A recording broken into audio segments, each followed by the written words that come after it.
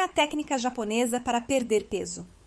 A técnica popular na cultura japonesa é conhecida como método Sayu, Saas. Ela consiste em beber entre 4 a 5 copos de água em temperatura ambiente todas as manhãs. Parece fácil, certo?